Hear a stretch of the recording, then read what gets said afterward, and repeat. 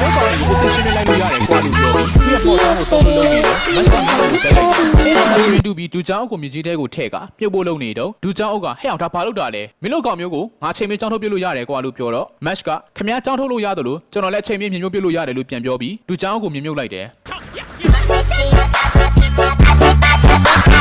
ဘယ်ကိုစားတော့ဘောက်ကမြေကြီးအောင်မီးတွေကြားကနေထွက်လာခဲ့ပြီးသူ့ကိုယ်သူမိတ်ဆက်လိုက်တယ်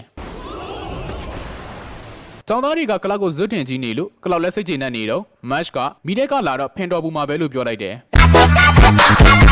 ဘယ်လိုဆောက်ချုံကြီးကိုမကြည့်လို့မရဘူးအခန်းထဲကထွက်သွားလို့ပြောတော့ Lance လည်းမင်းသွားပါလားလို့ပြန်ပြောလိုက်ပြီးသူတို့ချင်းချင်းစကြုံဖို့ပြင်တယ်ဖင်းလည်းအခန်းပြတ်မှာဆိုလို့ကြံဖြစ်ချင်းရဲ့အပြင်မှာဖြစ်လို့ပြောလိုက်ပြီးအဲ့ချိန်မှာ Match ကတကားကိုဖြတ်ပြီးဝင်လာခဲ့က